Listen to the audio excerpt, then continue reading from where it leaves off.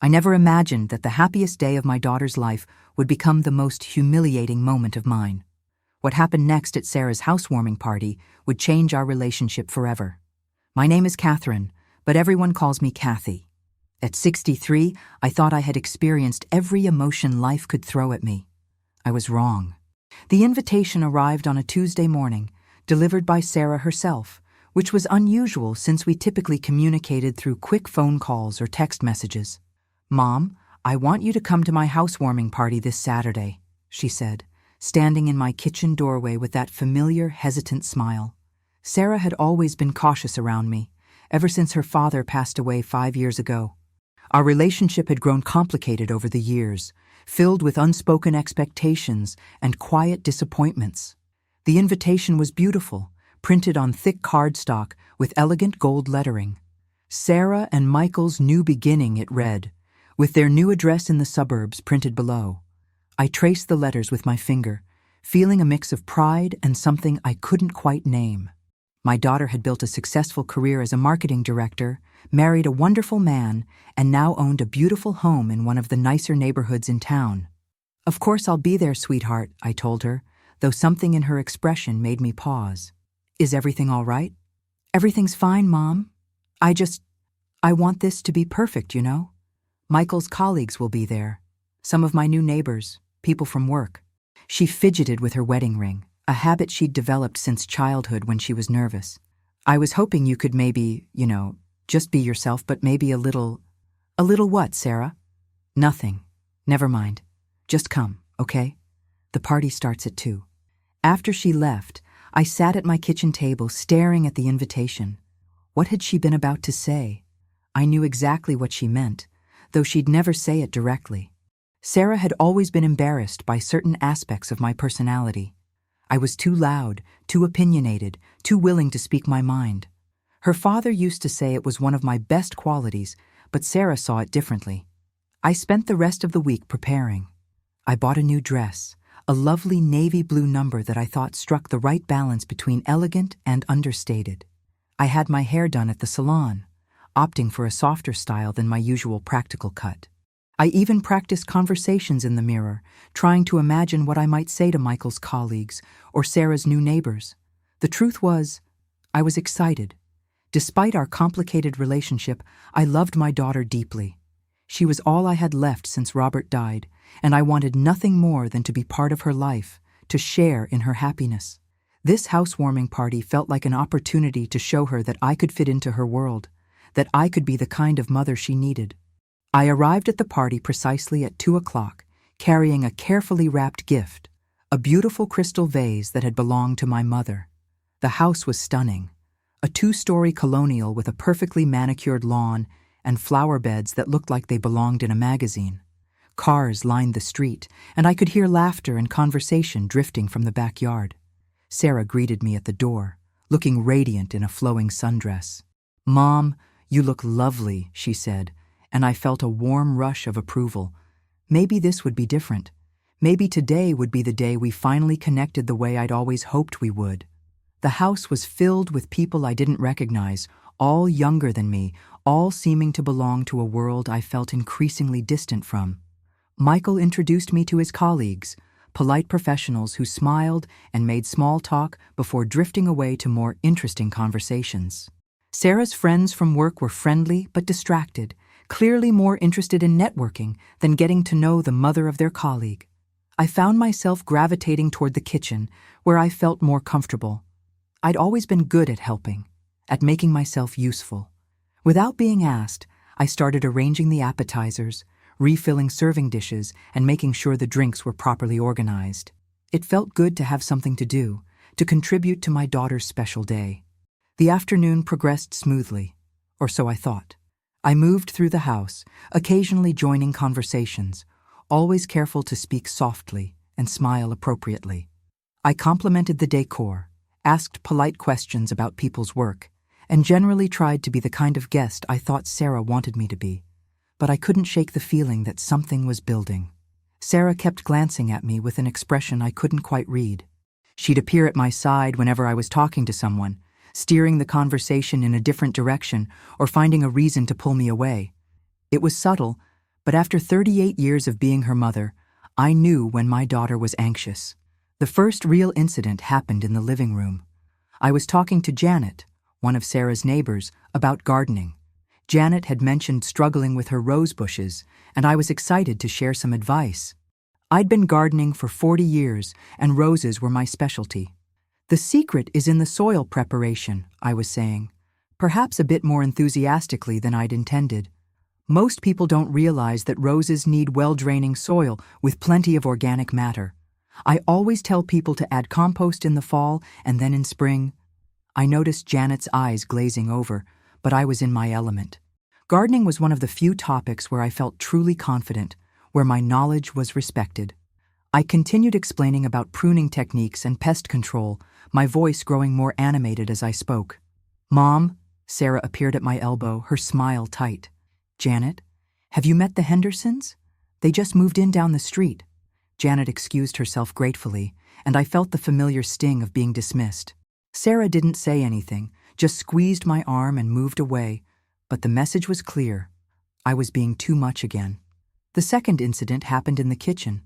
I was helping Sarah's friend Lisa arrange the dessert table when she mentioned having trouble with her teenage daughter. As a mother myself, I felt compelled to offer some perspective. "Teenagers can be challenging," I said, carefully arranging the cookies. "When Sarah was that age, she went through a phase where she barely spoke to me. I learned that sometimes the best thing you can do is just be patient and consistent. Don't take the attitude personally." Lisa seemed interested, so I continued. "I remember one time, Sarah came home 2 hours past curfew, and instead of yelling, I just sat down with her and asked what was going on. It turned out she'd been afraid to tell me about a boy she liked because she thought I'd disapprove. Sometimes what looks like rebellion is just fear." "That's really insightful," Lisa said. "How did you handle it?" Before I could answer, Sarah appeared again.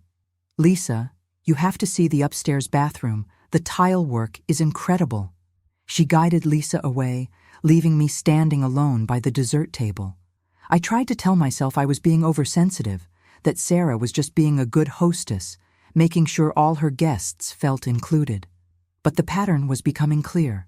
Every time I started to connect with someone, every time I began to feel comfortable and share something meaningful, Sarah would intervene. The breaking point came during the house tour. Sarah was leading a group of guests through the upstairs, proudly showing off each room. I followed along, genuinely impressed by what she and Michael had accomplished. The master bedroom was particularly beautiful, with large windows overlooking the backyard and elegant furniture that spoke to Sarah's excellent taste. "This is gorgeous, Sarah," said Rebecca, one of Michael's colleagues. "Did you decorate it yourself?" "Mostly," Sarah replied, "though I had some help from a decorator friend. I wanted something sophisticated but still comfortable." I couldn't help myself. The room reminded me so much of Sarah's childhood bedroom, which I'd helped her decorate when she was 12. We'd spent weeks choosing colors and fabrics, and it had been one of our best times together. "It reminds me of your room when you were little," I said, smiling at the memory. "Remember how we painted those walls 3 times before we got the color right? You were so particular about that shade of blue." Sarah's expression changed instantly. "Mom, that was completely different. This is an adult space." "I know, sweetheart. I just meant that you've always had such good taste. Even as a child, you knew what you wanted. Can we please not talk about my childhood right now?" Sarah's voice was sharp, sharper than she'd probably intended. The other guests shifted uncomfortably, sensing the tension. I felt my cheeks burn with embarrassment. I'd only meant to share a sweet memory, to show these people that I knew my daughter well, that we had a history together. Instead, I'd somehow made a mistake again. The tour ended awkwardly, with the guests dispersing quickly back to the main party. Sarah avoided looking at me, and I retreated to the kitchen, ostensibly to help with cleanup, but really to compose myself. I stood at the sink, mechanically washing dishes and trying to figure out what I'd done wrong. Michael found me there 20 minutes later. "Kathy, you don't need to do that. We have plenty of help." "I don't mind," I said, not turning around. "I like to stay busy." "Everything okay? You seem a little—" "I'm fine, Michael. Just tired, I guess." He was such a good man, always kind to me, always trying to bridge the gap between Sarah and me. I wished I could explain to him how hard it was, how every interaction with my daughter felt like walking through a minefield. But that wasn't his burden to bear. The final incident began innocuously enough. I was in the backyard, where most of the guests had gathered for the barbecue portion of the party. The sun was warm, the conversation was flowing, and I was actually beginning to relax. I found myself talking to David, one of Michael's law partners, about his recent vacation to Italy. "Florence is incredible," David was saying. "The art, the architecture, the food. Have you ever been?" "Robert and I went for our 25th anniversary," I replied. It was the trip of a lifetime. We spent hours in the Uffizi, and I remember standing in front of Botticelli's Birth of Venus and just crying. The beauty was overwhelming. David seemed genuinely interested, so I continued. "We stayed in this little hotel near the Ponte Vecchio, and every morning we'd walk to this cafe where the owner's wife made the most incredible pastries. Robert always said it was the best coffee he'd ever had." I was lost in the memory, feeling closer to my late husband than I had in months. Talking about our travels always brought him back to me, made me feel less alone. "It sounds wonderful," David said. "Sarah mentioned you'd traveled extensively with your husband." "We did. Robert always said that travel was the best education you could give yourself. We went somewhere new every year for 30 years. I smiled, remembering. Sarah came with us a few times when she was younger. She loved Paris, but she was terrified of the London Underground. "I can imagine," David laughed. "My kids would probably react the same way." That's when I noticed Sarah approaching, and something in her expression made my stomach tighten. She'd been drinking, I realized. Not heavily, but enough to lower her usual careful inhibitions. "Mom," she said, interrupting our conversation. "Can I talk to you for a minute?" "Of course." I excused myself from David and followed Sarah to a quieter corner of the yard. "What are you doing?" she asked, her voice low but intense. "I was just talking to David about travel. He seems very nice." "You were monopolizing him, Mom. He was being polite, but you were going on and on about your trips with Dad." I felt like I'd been slapped. "I was just making conversation, Sarah. He asked about Italy." "You always do this. You take over conversations and make them about yourself. Poor David was trapped there listening to your stories about places he'll never afford to visit." "That's not—" I wasn't trying to. I struggled to find words. "I was just sharing experiences. People like to hear about travel." "No, Mom, they don't. They like to talk about their own lives, their own interests. You don't listen. You just wait for your turn to talk." The accusation stung, because part of me wondered if it was true. Had I been talking too much? Had I misread David's interest? "I'm sorry," I said quietly. "I didn't realize." And earlier, upstairs, bringing up my childhood bedroom in front of everyone. "It was embarrassing, Mom. These people don't care about when I was 12. They see me as a professional, an adult, and then you come in with these stories that make me sound like a child." I felt tears threatening. "I was just trying to show them that I know you, that I'm proud of you. By embarrassing me? By making me look unprofessional? That wasn't my intention, sweetheart. I would never—" "But you did, Mom. You always do. You can't help yourself. You have to be the center of attention, have to share every story, every opinion. Do you realize that 3 different people asked me if you were okay because you were talking so much?" The words hit me like physical blows. I looked around the yard, at all these people who I'd thought were enjoying my company, and wondered if they'd all been thinking the same thing. Had I been making a fool of myself all afternoon? "I was just trying to be friendly," I whispered. "Friendly?" Sarah's voice rose slightly. "Mom, you've been holding court all afternoon. Janet practically ran away when you started lecturing her about roses. Lisa looked desperate to escape when you started giving her parenting advice. And just now, poor David was stuck listening to your travel stories when he was probably trying to network." Each example felt like a knife twist. I'd thought I was being helpful, knowledgeable, interesting. Instead, I'd been the problem all along. "I'm sorry," I said again, but Sarah wasn't finished. "I invited you here because I wanted you to meet my friends, to be part of my life. But I can't have you here if you're going to act like this. These people matter to me, Mom. My reputation matters to me. I can't have you ruining that." "I wasn't trying to ruin anything," I said, my voice breaking. "I love you, Sarah. I just wanted to be part of your happiness." "Well, you're not. You're ruining it, just like you always do." The words hung in the air between us. I saw the moment Sarah realized what she'd said, saw the regret flash across her face, but it was too late. The damage was done.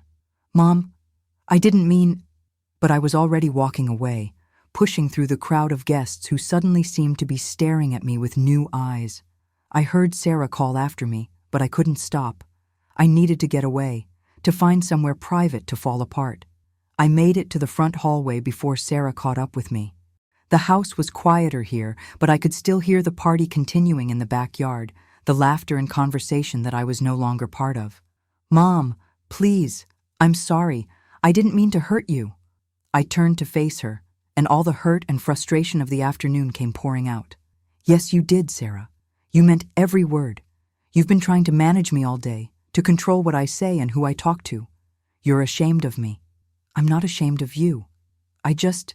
I need you to understand that this isn't about you. This is my life, my friends, my career. I need you to respect that." I was respecting it. I was trying to be part of it. By taking over every conversation, by making everything about yourself. I was not making everything about myself. The words came out louder than I'd intended, and I saw several guests in the living room turn to look at us. I was trying to connect with people, to be interesting, to show them that I'm not just some boring old woman who sits at home feeling sorry for herself. "You're not boring, Mom, but you're a lot. You're overwhelming. People don't know how to handle you." "Handle me? I'm your mother, Sarah, not some problem to be managed." "Sometimes it feels like the same thing," she said, and I saw her immediately regret the words. But they were out there now, hanging between us like a chasm. The room had gone quiet around us. I could feel the weight of all those eyes, all those people who were now witnessing our family drama. This was exactly what Sarah had been trying to avoid, and I was making it worse. "I think I should go," I said quietly. "Mom, no. Please don't leave. Let's start over." But I was already moving toward the door. I couldn't stay here, couldn't face these people who had just witnessed my daughter's shame and my own humiliation. I needed to get out, to get home, to hide. "Catherine, wait," Sarah called after me, using my full name the way she had when she was little and had done something wrong. But I was already opening the front door, stepping out into the afternoon sunshine that suddenly felt too bright, too harsh. That's when Sarah's voice rose to a level that carried across the entire front yard, a voice filled with frustration and whine and years of pent-up resentment. "Fine, go ahead and leave. Old witch, get out." The words hit me like a physical blow. I stopped in the middle of the driveway, my hand on my car door, and turned to look back at the house. Sarah stood in the doorway, her face a mask of horror as she realized what she'd just said. Behind her, I could see the faces of her guests, some shocked, some embarrassed, all witnessing the complete destruction of whatever relationship my daughter and I had managed to maintain. Old witch, get out. In that moment, I felt something inside me break. Not just my heart, though that was certainly shattered, but something deeper. My sense of self, my understanding of who I was in Sarah's life, my hope that we could somehow bridge the gap between us. I got in my car and drove away without looking back. The drive home was a blur. I kept hearing Sarah's words echoing in my mind, kept seeing the faces of those strangers who had witnessed my ultimate humiliation. Old witch. Is that really how my daughter saw me? Is that what I'd become? At home, I sat in my living room surrounded by the silence I'd tried so hard to escape. The house felt smaller somehow, emptier. I looked at the photos on the mantel, pictures of Sarah as a baby, as a child, as a young woman. In every photo, I was there beside her, smiling, proud, loving. When had that changed? When had I become the witch in her story? My phone started ringing around 6 o'clock. Sarah, of course. I let it go to voicemail, and then it rang again. And again. I finally turned it off. The next morning, I found 17 missed calls and a dozen text messages. I read them all, each one a variation on the same theme. "Mom, I'm so sorry. I didn't mean it. Please call me back. I love you." But the damage was done. You can't unsay words like that, especially not in front of a crowd of people who would now forever associate me with that moment of cruel revelation. I spent the next 3 days in a kind of emotional hibernation. I didn't answer the phone, didn't go out, didn't even get dressed. I replayed the party over and over in my mind, examining every interaction, every word I'd spoken, trying to understand how I'd gotten it so wrong. Maybe Sarah was right. Maybe I was overwhelming. Too much, too eager to insert myself into conversations and situations where I didn't belong. Maybe I had been making everything about myself without realizing it. The thought was devastating because it suggested that this wasn't just about one bad day, but about a fundamental flaw in my character that had been pushing people away for years. On Thursday, Sarah showed up at my door. She looked terrible, pale and exhausted, her usual perfect composure completely shattered. "Mom, please, we need to talk." I let her in, though I wasn't sure I was ready for this conversation. We sat in my living room, the same room where I'd spent the last few days questioning everything about myself. "I'm so sorry," she began, and I could see that she meant it. What I said was unforgivable. I was angry and frustrated, and I'd been drinking, but that's no excuse. I never should have called you that. Never. "But you did," I said quietly. "In front of all those people, your friends, your colleagues, your neighbors, they all heard you call your mother an old witch." "I know. I've been calling people all week, trying to explain, trying to do damage control. But I know that doesn't fix what I did to you. It's not about them, Sarah. It's about you. About what you really think of me." She was quiet for a long moment, and I could see her struggling with how to respond. Finally, she said, "I don't think you're a witch, Mom. I think you're complicated. I think our relationship is complicated." "Complicated how?" "I love you," she said, and I could hear the sincerity in her voice. "I love you so much, but sometimes I feel like I'm drowning in your expectations, in your need to be involved in every aspect of my life. When Dad died, you turned to me for everything, and I tried to be what you needed, but I was grieving too. I was trying to build my own life, my own identity, and it felt like you needed me to be your whole world." I felt tears starting to form. "I never meant to put that pressure on you. I know you didn't, but it was there. And then when I finally started to establish some independence, it felt like you resented it, like you took every boundary I tried to set as a personal rejection." "Because that's how it felt," I admitted. "After your father died, you were all I had left. When you started pulling away, it felt like I was losing you too. But I wasn't pulling away from you, Mom. I was just trying to grow up. And instead of supporting that, you started trying harder, talking more, inserting yourself more, as if you could force your way back into the center of my life." Her words stung because they rang with truth. I had been trying harder, had been more insistent, more present, more everything. I'd thought I was showing love, but maybe I'd been showing desperation. "I just wanted to be part of your happiness," I said. "I know, and I want that too. But not if it means I have to manage your feelings all the time. Not if I have to worry about whether you're going to overwhelm my friends or embarrass me in front of my colleagues." "So, what do we do?" I asked. "How do we fix this?" Sarah was quiet for a long time. "I don't know if we can fix it the way it was, but maybe we can build something new, something healthier. What would that look like? Maybe it means I invite you to dinner, just the 3 of us instead of big parties. Maybe it means we talk on the phone once a week instead of every day. Maybe it means you find your own life, your own friends, your own interests, so you don't need me to be your whole world." The suggestions felt like more rejection at first, but as I thought about them, I began to see the wisdom in her words. I had been making Sarah responsible for my happiness, for my social life, for my sense of purpose. That wasn't fair to either of us. "I think I need to start seeing Dr. Martinez again," I said finally. I'd seen a therapist briefly after Robert died, but I'd stopped going when I felt better. Maybe it was time to go back, to work through not just my grief, but my relationship with my daughter. "I think that's a good idea," Sarah said. "And maybe we could do a few sessions together, when you're ready." "I'd like that."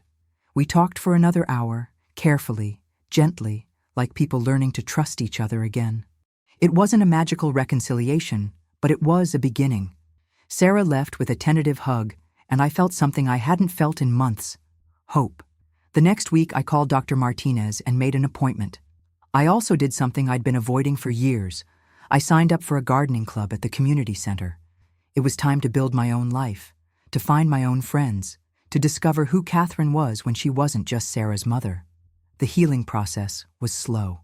Sarah and I talked every week, but the conversations were different now, more careful, more respectful of boundaries. We had dinner once a month, just the three of us, and slowly, I began to learn how to be a guest in my daughter's life rather than trying to be the center of it. It took almost a year before Sarah felt comfortable inviting me to another gathering, a small barbecue with just a few close friends. I was nervous, but this time I was different. I listened more than I talked, asked questions instead of sharing stories, and left after 2 hours instead of staying until the end. "Thank you," Sarah said as I was leaving, "for trying, for changing." "Thank you for giving me another chance," I replied. As I drove home that evening, I thought about the woman who had stood in that driveway a year ago, hearing her daughter call her an old witch. That woman had been broken by those words, had seen them as the end of everything. But maybe they had been the beginning instead. Maybe sometimes you have to lose everything to find out who you really are. I'm still working on it, on being the mother Sarah needs and the woman I want to be. Some days are harder than others, but I'm learning that love isn't about holding on as tightly as you can. Sometimes, the most loving thing you can do is let go, step back, and give the people you care about room to breathe. The scream that changed everything turned out to be exactly what we both needed to hear.